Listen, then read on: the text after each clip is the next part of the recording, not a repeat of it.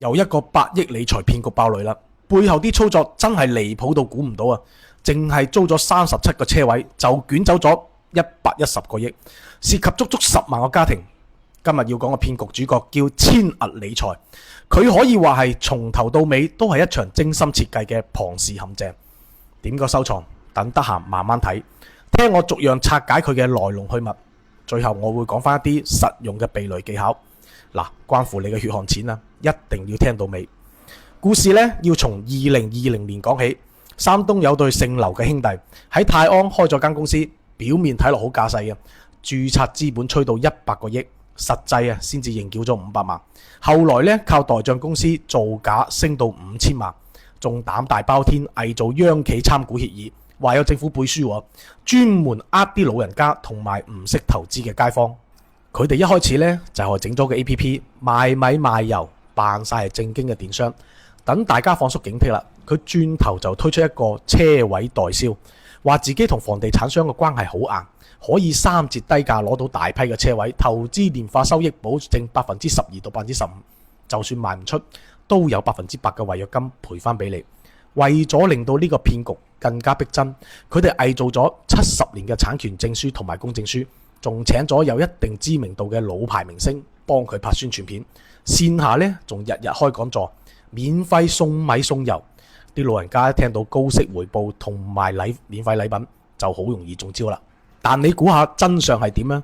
佢哋根本冇大批嘅車位啊，淨係喺泰安租咗37個車位，再通過 PS 技術做假合同，扮有3000幾個。大家投嘅錢一入到佢哋嘅賬戶啊，就通過19間空殼公司周轉，最後經過地下錢莊偷偷轉到境外。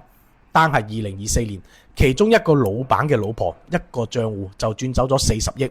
早期之所以真係有15%到20%嘅收益落袋啊，根本唔係車位賺錢，而係用後尾投資者嘅錢俾前面嘅人利息，仲搞埋呢啲拉新獎勵啊、虛構原始股啊，瘋狂到連公司嘅業務員都啱埋，令到佢哋心甘命抵攞自己間屋出嚟抵押借錢投資。直到2025年嘅5月，好多人發現提現提唔出嚟啦。個客服呢就一味解釋話係系統升級，老闆仲拍埋視頻去安撫話就算賣車賣樓都會對付嘅。結果轉頭6月中就帶住10幾口家人飛咗日本啦，安全着陸之後先慢慢發呢個公告停業。呢個時候佢嘅辦公室早就搬空晒啦。而家警方凍結嘅資金唔夠5000萬。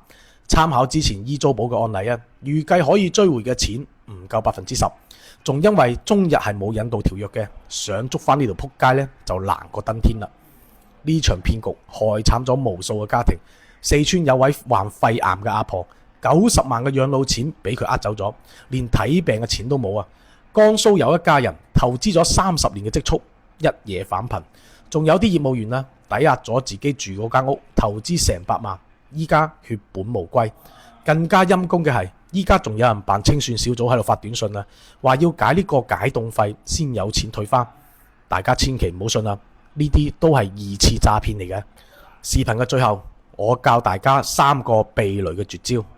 第一，年化收益超過10%嘅就要打醒12分精神，15%以上絕對係騙局。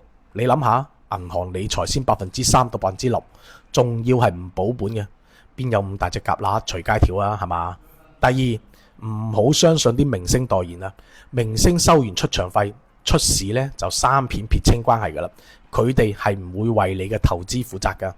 第三，任何資質都要自己核實，唔好信佢哋出示嗰啲 P 圖文件一定要上證監會市場監管局嘅官網查清楚，因為造假成本太低啦，眼見都未必係真嘅。記住啦，你睇中嘅呢係人哋嘅高息，人哋睇中嘅係你嘅本金。投資之前呢，千祈唔好俾嗰啲熟人推薦免費禮品同埋嗰啲高息回報嘅誘惑沖昏你嘅頭腦。